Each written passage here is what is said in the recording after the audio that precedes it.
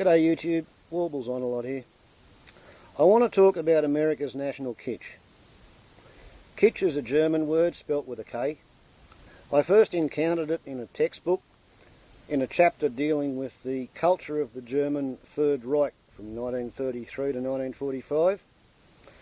And to illustrate the culture, give us a bit of a window into it, it included part of a Berlin newspaper article dating from 1936 in which the Ministry for Culture had sponsored this article and paid for it to be printed. It was titled Die ist ein National Kitsch, this is our national garbage, and illustrated by a photograph of a pair of white woolen babies' booties, crocheted, which had black swat stickers embroidered on them. And that was the German Ministry of Culture's idea of national garbage in 1936. Somebody who had got entirely carried away by their patriotism and had willfully manufactured a talisman, gewgaw, knick-knack, souvenir, keepsake or other dust collector and emblazoned it with patriotic symbology in the hope that everybody would think that it was a marvellous thing.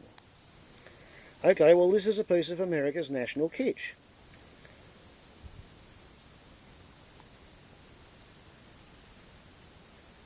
Can you get that? The P40 Flying Tiger Cuckoo Clock. Exclusive limited edition. Only available from. And it says, brazen, brave and very effective, the Flying Tigers flew their way into history thanks to their World War II exploits.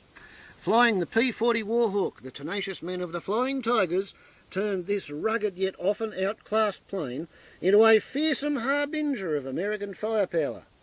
Along the way they added the shark-toothed design on the plane's nose, turning the P40 into an icon forever associated with the men of the 23rd Fighter Group. Hangar features United States Army Air Corps motifs, flags and a clock modelled on a Warhawk propeller. Intricately sculpted and painted by hand in authentic detail. So once upon a time, somebody hand-built the pre-production prototype, which was then production engineered, and this has been manufactured in injection moulded plastic, and somebody in a third world country has been paid a pittance to paint them on an assembly line. Brass-toned metal pendulum. So it's not actually brass, but it's been finished to look like it. Decorated with prop and wings insignia. And the fact that it's got a pendulum and bob weights hanging on chains would make one think that it's a mechanical cuckoo clock. No, not a bit of it. Over here it says, clock case shown, smaller than actual size, of approximately 17.5 inches tall by 7.5 inches wide by 6.5 inches deep, requires 3 AA batteries not included. So it's electric. It's an electric quartz DC clock. And why has it got to be electric? Well, plane taxis out of the hangar on the hour to the roar of the Allison engine. So there's a micro circuit board or a chip that's imprinted with a recording, and this thing's going to try and sound like a V12 27 litre World War II vintage aero engine as it taxis in and out of the hangar every hour to get away from the little model of a man with a couple of dogs, some sandbags and a set of modelled aircraft chocks that for some unknown reason have been put inside the hangar. National kitsch. And it's not cheap either.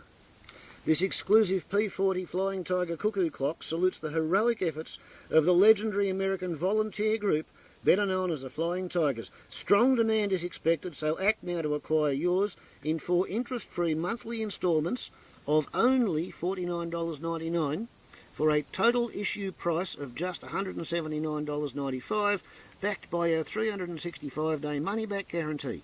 Reply today, but send no money now. Just complete and return your reservation application. It's that easy, apparently, to get money out of well-meaning patriotic Americans who think that anybody from the 23rd Fighter Group would actually want one of these in their home or want anybody else to have one in their home and think that it was anything meaningful other than just a get-rich-quick scheme. Let's manufacture something and convince people to buy it. Now, I found that in the most recent C-mail copy of Air and Space Smithsonian Institution's magazine. And in my opinion, this is definitely the most kitsch advertisement in the entire magazine, although it narrowly beats the runner-up, celebrating America's freedom flyers, where they want people to buy these little pre-painted models of American military aircraft and buy the custom designed display, which includes a world map on which Australia is non-existent, does not appear. Neither does most of Indonesia and Papua New Guinea and New Zealand, and not even Hawaii actually appears on their world map. Runner-up in the American National Kitsch competition.